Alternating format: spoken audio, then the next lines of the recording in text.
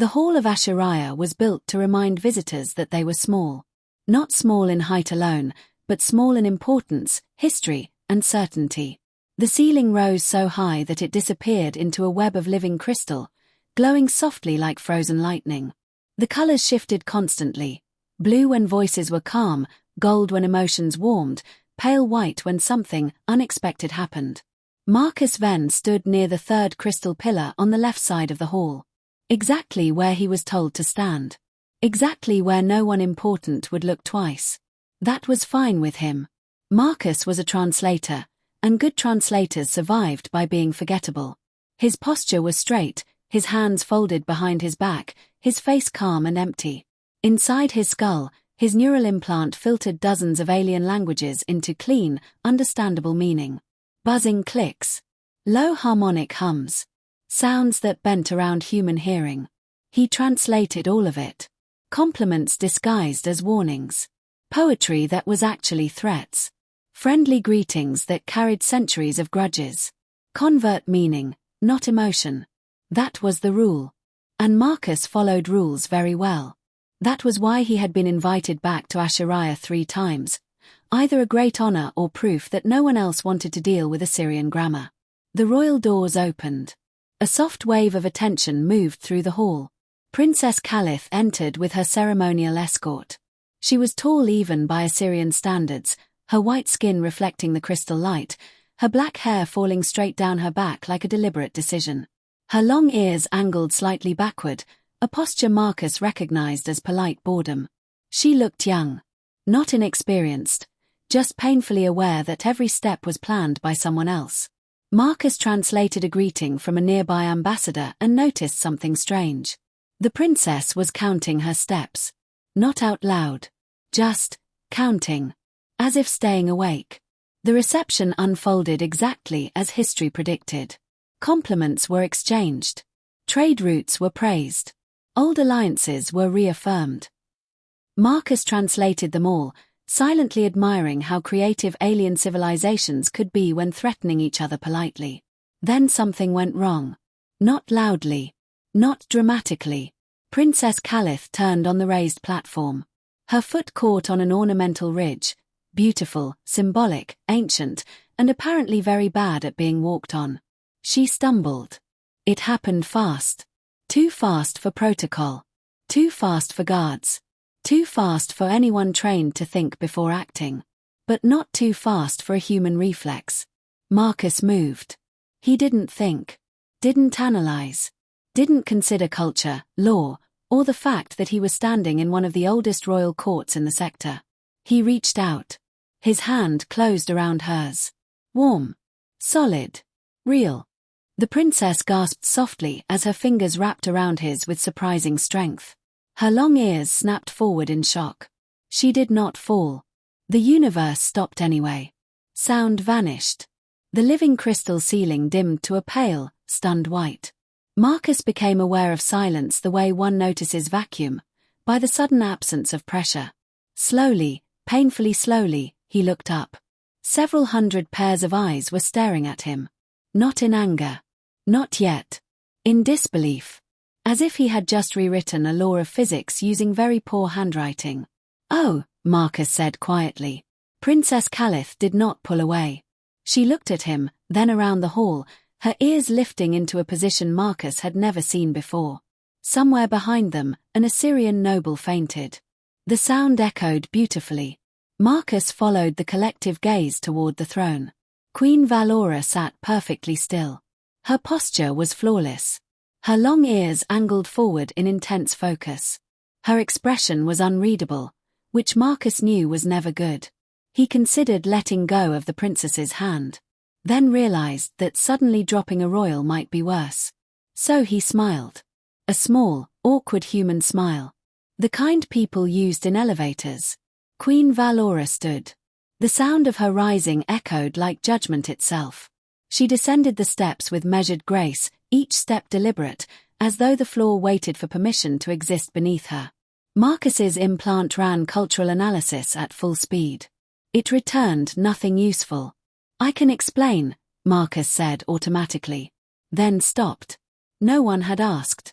The Queen stopped in front of them. Her gaze flicked to their joined hands. Then back to Marcus's face. Princess Calith inhaled, steadying herself. Then, impossibly, she smiled. Just a little. Well, she said lightly, her voice carrying through the hall, that wasn't on the schedule. A ripple moved through the court. Not laughter, but close. Marcus exhaled. Humor was still alive. Queen Valora tilted her head. No, she said calmly. It was not. Silence stretched.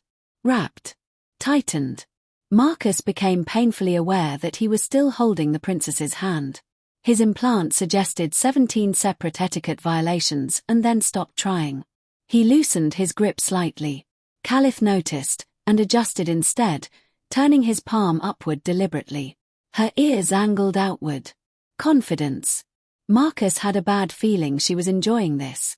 My daughter stumbled, Queen Valora said. And you acted. Yes, Your Majesty, Marcus replied. Humans have a strong cultural opposition to gravity-related injuries. The Queen studied him. You are a translator. You observe. You do not intervene. Yes, Marcus said. Big fan of observing. Calitha's fingers tightened briefly. A warning. He ignored it. It was a reflex, he added. She didn't let go. That did it. Something shifted in the hall. The crystals overhead bloomed into warm golds and blues. Queen Valora stepped closer. In Assyrian tradition, she said, to catch a royal hand during a fall is not merely assistance. Marcus nodded slowly. There's a footnote. It is a declaration, the Queen continued. Of guardianship. Of intent. Of bond. Marcus's implant helpfully displayed historical outcomes. None were comforting. I would like to clarify, Marcus said carefully, that I declared nothing on purpose. I know, Queen Valora replied. That somehow made it worse. This matter will not be resolved here, she announced to the court. You will accompany us. Marcus's mind sprinted. Accompany could mean many things. None of them involved sleep. Calith leaned closer. If they were going to execute you, she whispered, the floor would already be glowing red. That's reassuring, Marcus whispered back. They moved through the hall under guard, not restrained, not threatened, but unmistakably escorted. The side chamber they entered was quiet, lined with translucent panels displaying shifting star maps. The door sealed behind them. You may release her now, Queen Valora said. Marcus let go immediately. The absence felt noticeable. Calith flexed her fingers, then clasped them behind her back, eyes bright. You acted without knowledge, the Queen said. That matters. I'm relieved, Marcus replied. I was worried ignorance might be treason. Calith laughed. You are strange. So I've been told, Marcus said. The Queen activated the chamber. A low hum filled the air. This room records emotional resonance, she said. It cannot be easily deceived. Excellent, Marcus said. I'm terrible at deception. Calith stepped closer. When you reached for me, she asked softly, what did you think would happen? Marcus swallowed. That you'd stop falling. The chamber warmed. Approved. Queen Valora stared at the display. That should not be possible, she said quietly. Marcus shrugged. I adapt. Silence followed. Thinking silence. Finally, Queen Valora spoke. Tradition will bend, she said. Not break. Marcus exhaled. He had entered the court invisible. He would not be leaving that way. And somewhere deep within the living crystal ceiling, HFY accepted the change. Marcus then learned very quickly that being politely observed was still a kind of captivity. His assigned quarters overlooked the inner gardens of HFY, a living maze of glowing plants, slow-moving water, and floating petals that reacted to sound. The room was beautiful, calming, and very carefully designed to make escape unnecessary. That alone made Marcus nervous. He sat on the edge of a chair that adjusted itself to his posture without asking permission. For the record, Marcus said aloud, I did not plan to become a diplomatic problem today. The room did not answer. His neural implant chimed. Messages flooded in. Human diplomats demanding explanations. Assyrian scholars requesting clarification. One message consisting entirely of punctuation. Marcus closed them all. He leaned forward and watched a bioluminescent flower slowly fold its petals, as if embarrassed to be stared at. The door chimed softly. Princess Calith entered without ceremony. She wore simpler clothing now, still elegant, but practical. No heavy symbols. No formal weight. Her long ears flicked upward when she saw him, relief visible before she could hide it. "So," she said, "you're not imprisoned." "I'm not sure," Marcus replied. "This chair feels judgmental." She laughed and waved her hand. "It adapts to posture, not loyalty." "That's exactly what a loyal chair would say." Calith sat across from him, folding her legs beneath her in a very UN royal way. "The court is in chaos," she said. "Half of them are rewriting tradition. The other half are pretending tradition never existed." Marcus nodded. "That seems healthy." She studied him openly now, curiosity no longer restrained by ceremony. "You refused extraction," she said. Marcus blinked. "I did." "You were offered safe removal. Quiet. Immediate." "Oh," Marcus said slowly. "That." She tilted her head. "You thought it was hypothetical." "Yes." "You declined." "Yes." "Why?" Marcus hesitated. "I didn't want you dealing with this alone." Her ears angled slightly backward. "Vulnerability. Most would have left," she said quietly. "I was already involved," Marcus replied. Running away felt dishonest. Silence settled between them, not uncomfortable. Then the air changed. A low alert hum rolled through the palace.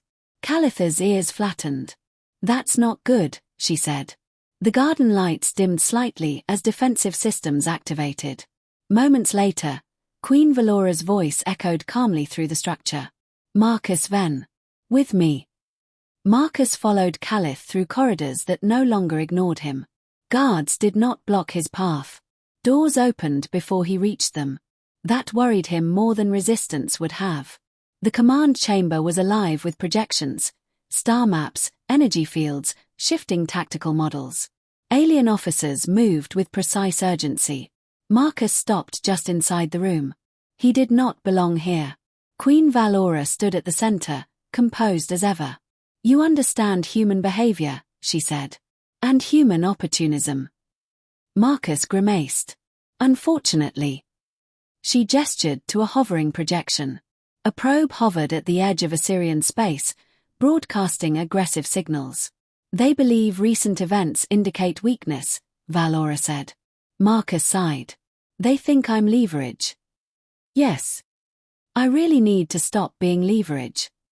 Calith watched him closely. "How would humans respond?" she asked. Marcus thought. "If you react aggressively, they escalate," he said. "If you hesitate, they push harder. Humans project confidence through calm authority." "And how is that expressed?" Valora asked. Marcus smiled faintly. "With very calm voices. And overwhelming capability kept just out of sight." The Queen considered this. Then nodded once. Orders flowed through the chamber. The Assyrian response was elegant and terrifying, defenses activated visibly but without threat, power clearly displayed but not aimed. The probe hesitated. Then withdrew. Its signal suddenly polite. The room exhaled. Queen Valora turned to Marcus. "You diffused that." "I talked," Marcus said. "A lot." "That," Calith said, smiling, "appears to be a human weapon." Later, Marcus stood alone with Queen Valora on a quiet observation deck. Stars stretched endlessly beyond the glass. "You refused safety," the Queen said. "You advised restraint. You sought no advantage." "I didn't want anyone hurt," Marcus replied. Valora studied him. "Assyria has been strong for centuries," she said. "But strength alone stagnates." She turned toward the stars. "You remind us to move." When Marcus returned to his quarters, Calith was waiting. "So," she said, You helped prevent an interstellar incident. Is that bad for a first week? Marcus asked. She smiled. Excellent. She extended her hand, not ceremonial, not symbolic. Just an invitation. Marcus took it. No alarms sounded. No lights changed. But far beyond Ashariah, others noticed. The next cycle began with a schedule projected above Marcus's bed. It was long. Uncomfortably long. Cultural briefings. Psychological assessments. Something called informal proximity analysis. And tea, Marcus muttered. I don't even like tea. His implant chimed. A message from Calith appeared. Good morning, accidental historical figure. Marcus groaned. That name was going to stick. The court had not calmed. It had rearranged itself around him. Nobles bowed who should not bow. Scholars observed him openly.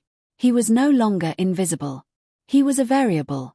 Calith met him on the upper terraces overlooking the city. Spires rose like frozen music, streams of light flowing between them. The council is divided, she said. Some think you destabilize tradition. And the others? They think you are fascinating. Marcus sighed. That's worse. She smiled. Before she could speak again, an alert rippled through the court. Another signal. Stronger this time. Not a probe. A delegation request. They want answers, Calith said quietly. They fear precedent. Marcus looked out over the city. I caught someone from falling, he said. If that destabilizes the galaxy was already fragile. Queen Valora joined them moments later. The court demands resolution, she said. Tradition must be honored or nullified. And a third option? Marcus asked carefully. The queen stopped. You propose one. I propose time, Marcus said. Let us understand what happened before naming it. Silence followed. Then Calith spoke. I wish to choose. Queen Valora closed her eyes briefly. Then tradition will bend, she said. Not break. Marcus exhaled slowly. The court reconvened beneath the living crystal ceiling. This time, Marcus stood in plain view.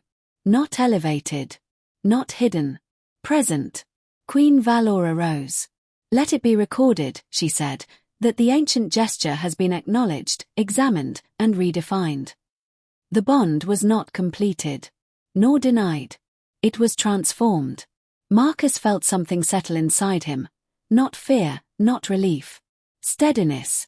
You entered this court seeking invisibility, the queen said. You leave it changed. Marcus inclined his head. I was good at being unnoticed, he said. Turns out I cared too much. Amusement rippled through the hall. You will return to your people, Valora said, not as scandal, but as bridge. Calith turned to him. And you will visit, she said. Often. Marcus smiled. I'd like that. Later, on a quiet balcony, Calith stood beside him, city lights flowing below. You could have stayed, she said. I know, Marcus replied. But choosing matters. She nodded. You changed us, she said. By being human. Marcus considered that. Diplomacy wasn't about perfect words. It was about knowing when to reach out. Calith extended her hand. Marcus took it easily. No ceremony. No pause. The universe did not stop. And that was the point.